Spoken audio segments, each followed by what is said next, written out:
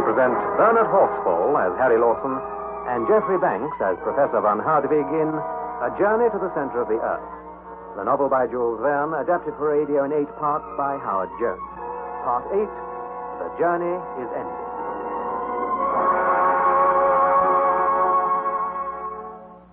And now I have reached the last chapter of our amazing and incredible adventure.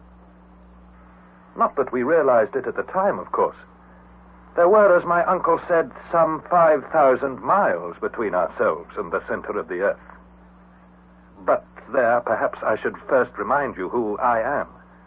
My name is Harry Lawson, and my uncle is none other than that brilliant scientist, Professor von Hardwig of Hamburg. You may recall that he determined we should follow in the footsteps of a certain Arne Saknussemm, a 16th century alchemist, who had made a lone journey to the center of the Earth. As you well know by now, my uncle is a man not to be denied. So off to Iceland we went, and accompanied by our faithful guide, Hans Bjelke, we descended the crater of the extinct volcano called Snæfell. I have described at length the many perils we faced in those underground passages and caverns. Then how we sailed on the great central sea and were there overwhelmed by a hurricane which drove us back to our starting point. Yet that was our good fortune.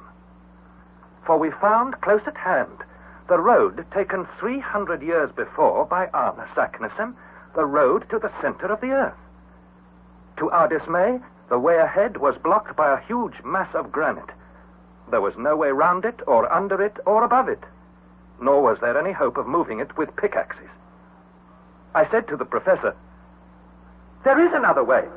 We will blast the rock to smithereens." Gunpowder. Yes. To work, Hans, to work. I come, master.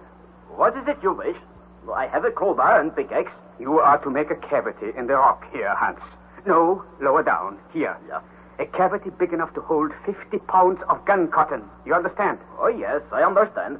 A big hole, here. I will see to it. Now, Harry, my boy, we must prepare a fuse of wick. Then we will wrap our explosive in a bag and pack it into the hole Hans is making. I'll see to it, Uncle. We'll succeed. We're bound to succeed. Of course we will succeed.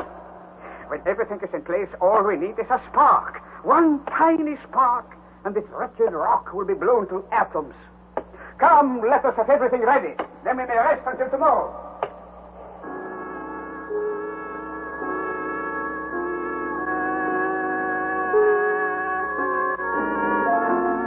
The morrow was the 27th of August. And even now, so long afterwards, my heart beats wildly at the memory of that fearful day. At 6 o'clock in the morning, we were up and ready. I begged that I should be allowed to ignite the explosive, and my uncle agreed. Our plan was simple. The professor and Hans would wait on the raft, and there I would join them as soon as I had fired the fuse. We calculated that the fuse would burn for at least 10 minutes before the explosion was touched off, and we should therefore have plenty of time to put out safely to sea. We made a good breakfast. Then the professor, who, like myself, was a little on edge, asked abruptly, You are ready, Harry? "Quite ready, Uncle." The lamp. You have a lamp to light the fuse. "I have it here."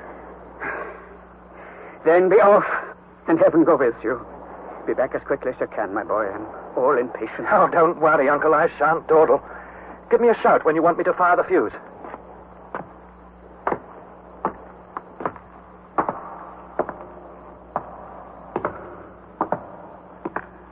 Are you ready? Yes! Then fire away! I could see my uncle watching me from the raft, chronometer in hand. I opened the lamp and ignited the fuse. It crackled and sparkled, hissed and spat like a serpent. I did not stay to watch it, but pelted for the shore. Well done, my boy. Hans, cast off. It is done, master. There is little wind. I must use the pole. With his long pole, Hans sent us flying over the water. My uncle never raised his eyes from the chronometer. In a few seconds, we were fully 40 yards from the beach. Then, 5 minutes to go. 4 minutes. 3 minutes. 2 minutes. 1 minute. My uncle did not move. Half a minute to go. 20 seconds. 10. My uncle took up the count. 9, 8, 7, 6, 5, 4. Now shatter to pieces, you granite wall!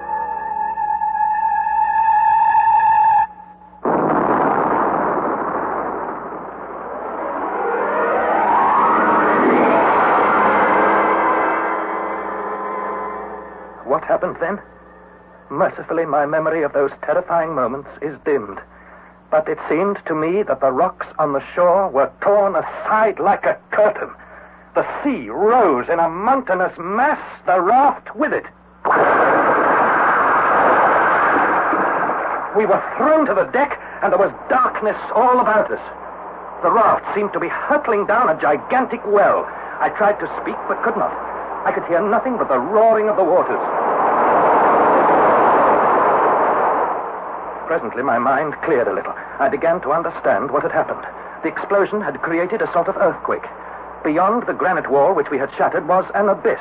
Doubtless the road once followed by Saknussemm. Into this we had been hurled, dragging, as it were, the central sea with us. Time passed. We sat close, elbow to elbow, knee to knee, grasping each other's hands. The raft spun, struck the wall, sped on and on, down and down at horrifying speed. In my heart was the certainty that we were doomed. Presently, Hans spoke. Dark. I do not like this dark. The room cost coal, Hans. Will it give a light? No.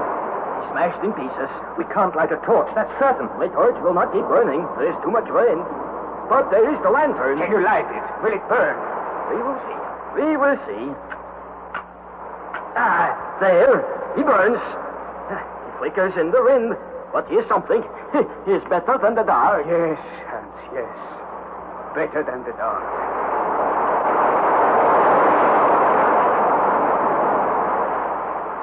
We seemed now to be in a wide cavern, hurtling along at a speed, I truly believe, of 100 miles an hour.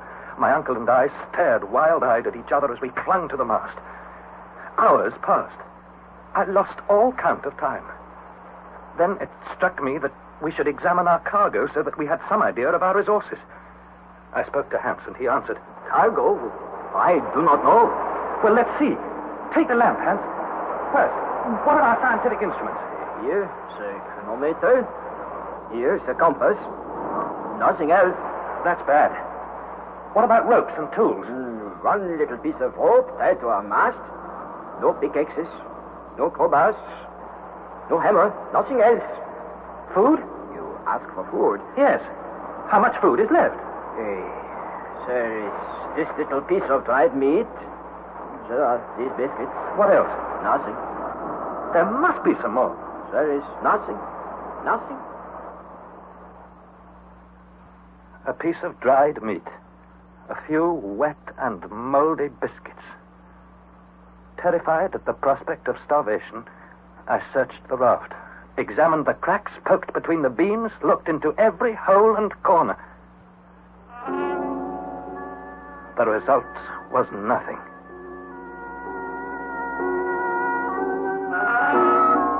Now I was desperate and terribly afraid. I stretched myself on the raft and watched the lamplight as it became fainter and fainter and finally burnt out. Perhaps then I fainted. Perhaps I only slept. When I opened my eyes again, the darkness was complete. But something had happened whilst I slept. What was it? Silence. No roaring. No rushing waters. Then my uncle spoke. Harry. Harry, my boy. Where are you? Here, Uncle. Here is my hand. You realize what has happened? We are going upward. Upward? But that's impossible. We are going upward very fast. Hans, a torch. Can you light a torch? Perhaps. There is now no wind to blow him out. I think he will burn in a moment. Ah, he's a good flame. Bravo. Look, we go up, in a well. Yes, a well. A narrow vertical shaft. It is clear, Harry, that the waters of the Central Sea have flooded the bottom of the shaft and are now pushing us upward. Yes, Uncle. But the question is, where does this shaft end? As to that, I'm as ignorant as you. But I think we should be prepared for the worst. If there is no opening to this shaft, then we shall either be crushed against the granite roof or suffocated. As it is, I don't seem to breathe very well. It is a desperate situation, Harry. But I say, while there's life, there's but hope. Let us cheer ourselves. Let us eat. Eat? Eat, I say. Come and serve us some food. Oh, Master, it cannot be. Come, we all need food. Or do you mean that our provisions are lost? Is this handful of meat? There are these biscuits. All else is lost. You are sure, Hans? I am very sure, Master. Well, what do you think of our chances now, Uncle? I think, my boy, I think we must make up our minds to eat. It will do us no good to stare at these few scraps. Hans, pass me the meat and biscuits. If a man's heart beats, then I say he continues to hope. There.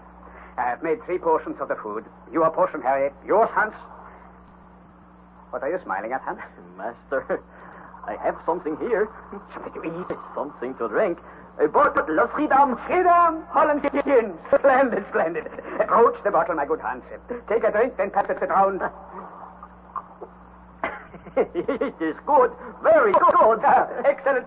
It will put strength into all of us, good Hans. For a long time, I lay still and silent. When I looked again at the chronometer, it was 5 o'clock in the morning. It seemed to me that the temperature about us was rising, and the air, or lack of it, at times made breathing difficult. I said bitterly, well, if we're not drowned or flattened like pancakes or don't starve, we shall have the satisfaction of being burned alive. What is that, my boy? Hans, give me the torch. I want to examine the walls of this shaft. Here, my master. Thank you. This is eruptive granite. And we are still going up. Who knows? Yes. Who knows? I wondered what my uncle meant. Could he somehow calculate the thickness of the crust over our heads? He put his hand on the rocky walls of the shaft and muttered again. And this is silicous mineral. Good. Undoubtedly the transition period. What then? What then? As we ascended further, the heat became well nigh unbearable. We removed our jackets and waistcoats. Presently, I touched a rock and found it so hot that I plunged my hand into the water to cool it. Involuntarily, I cried, "Take care! The water's scalding!" What, Harry? The water, it's scalding. Is there a furnace up above us? Impossible. Quite impossible. Then what does it mean?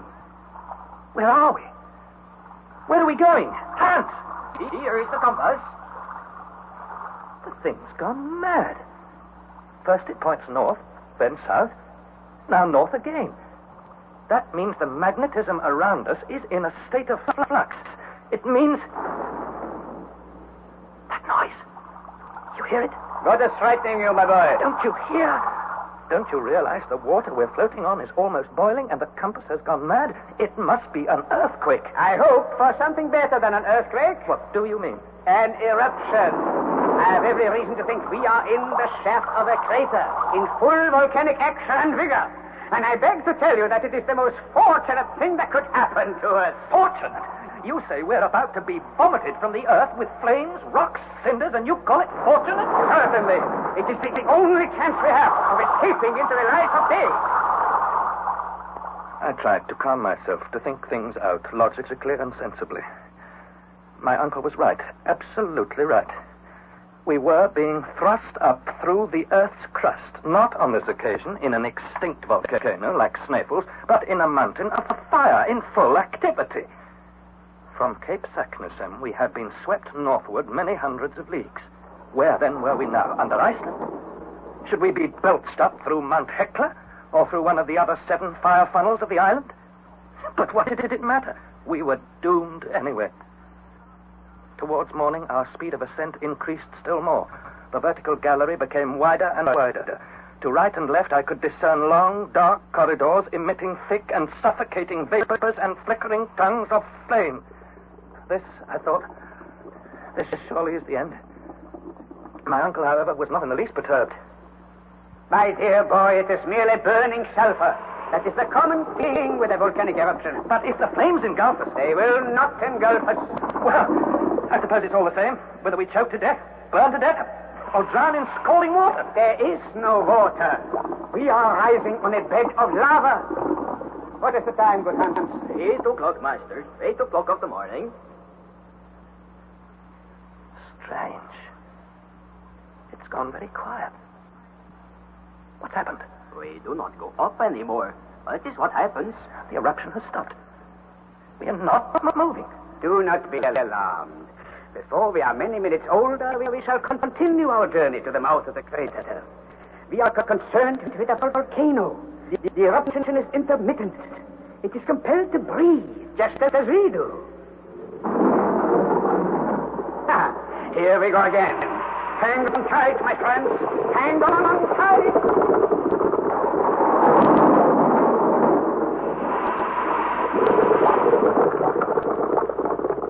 We ascended and stopped. Ascended and stopped again. I cannot say how many times the process was repeated. The heat became intense. I sweated from every pore. I must have become lightheaded, for I remember dimly how the powerful arms of Hans suddenly clasped me. Be still, Master. Hurry, be still. For the rest will take your head on the wall of the shaft. Everything is all right. It is all right. I have only a confused recollection of continual detonations, of the shaking of the granite walls, of the raft whirling like a spinning top as it floated on a stream of hot lava.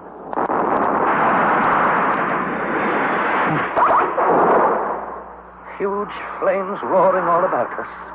A hot, searing wind blowing from the secret furnaces of the earth. My heart throbbing with terror. This is all I remember.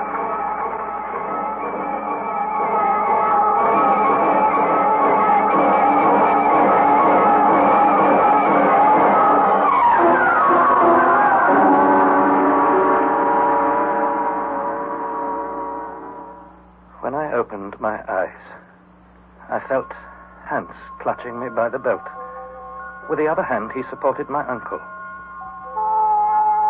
I realized presently that I was lying on a mountain slope, scarcely 2 paces from a gully into which I would surely have slipped at the first false step.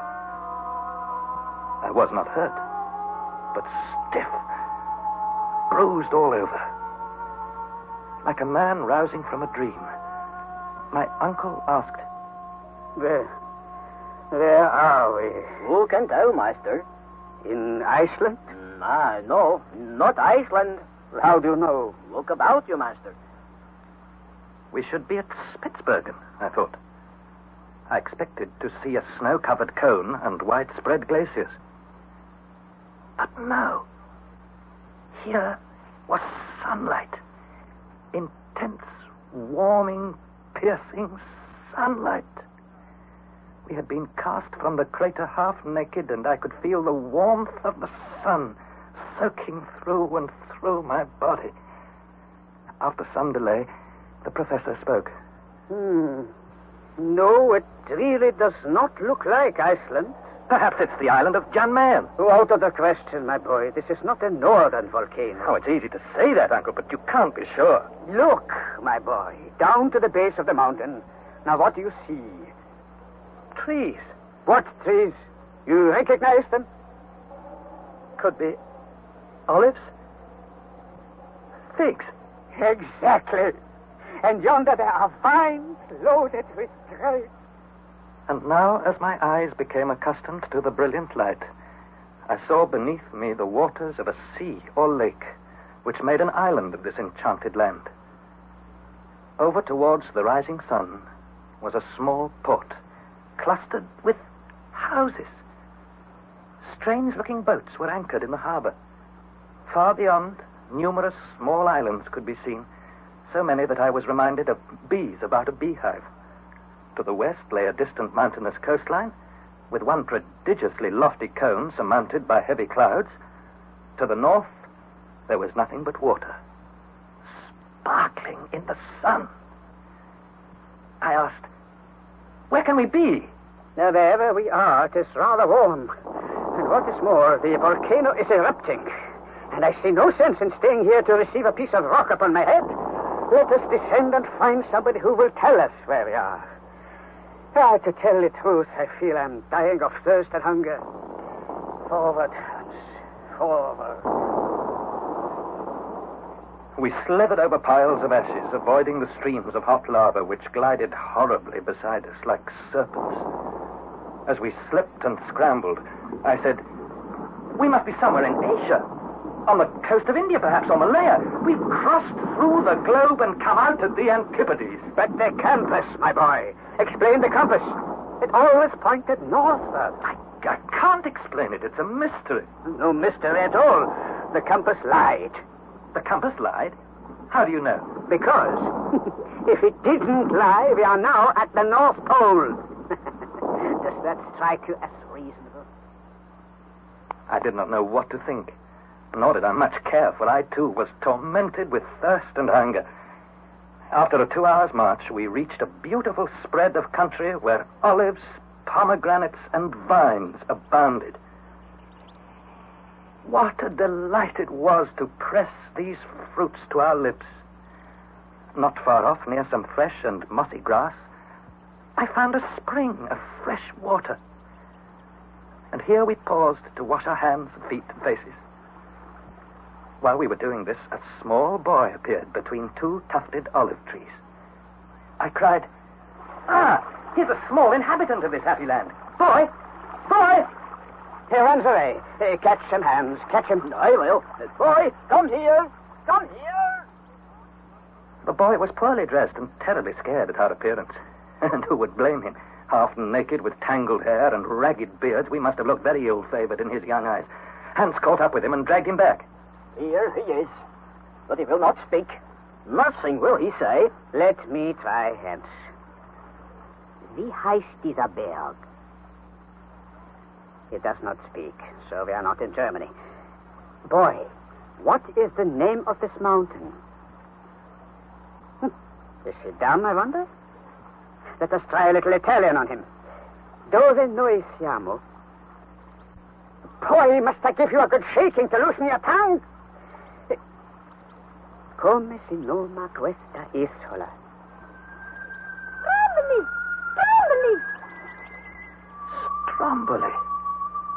So we were in the central Mediterranean, amidst the eastern archipelago of mythological memory, in the ancient Strongylos, where Aeolus chained up the wind and the tempest, and those blue mountains which rose towards the rising sun were the mountains of Calabria, and that mighty volcano which rose on the southern horizon was the fierce and celebrated Etna.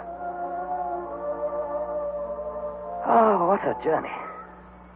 What a marvelous and extraordinary journey we had made.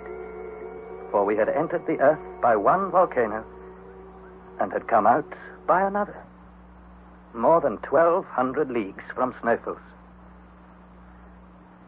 So was our great adventure ended. There is little more for me to add. We were kindly received by the fishermen of Stromboli, and after a rest of 48 hours, we started our homeward journey. On the 9th of October, we arrived in Hamburg, and here our faithful Hans bade us farewell and departed for his native Iceland. Shortly, too, I married my uncle's goddaughter, my dearest, my ever-beloved Gretchen, though that, as they say, is another story.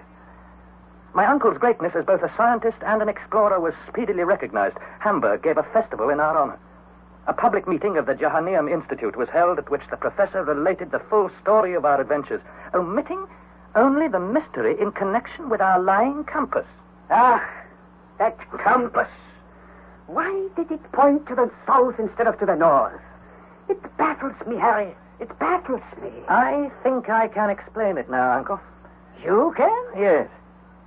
For 6 months now, it has lain untouched and unnoticed here in your study. As you see, the needle still points to the south. Why, bless me, so it does. But why, my boy? Why? Because during that hurricane on the Central Sea, we encountered a ball of fire. Remember? Of course I remember. But what has that to do with it? The ball of fire turned our raft into a magnet, didn't it? And likewise, Uncle, it turned the compass topsy-turvy.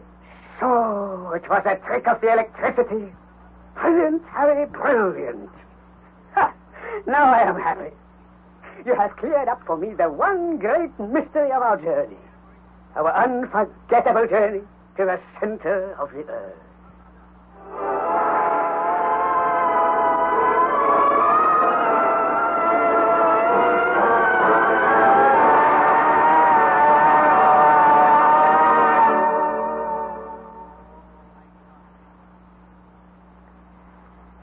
That was the 8th and last installment of A Journey to the Center of the Earth, adapted by Howard Jones from the novel by Jules Verne. The cast was as follows. Harry Lawson was played by Bernard Horsfall, Professor von Hartwig by Geoffrey Banks, and Hans Bjolke by John Daglish. It was produced in the north of England by Trevor Hill. Tomorrow in Storytime on Radio 4 at 5:25, you'll be able to hear the 3rd installment of The Flight of the Heron by D.K. Broster, which has been abridged for reading on radio in 8 parts, and tomorrow's episode is called The Flood Tide. That's tomorrow.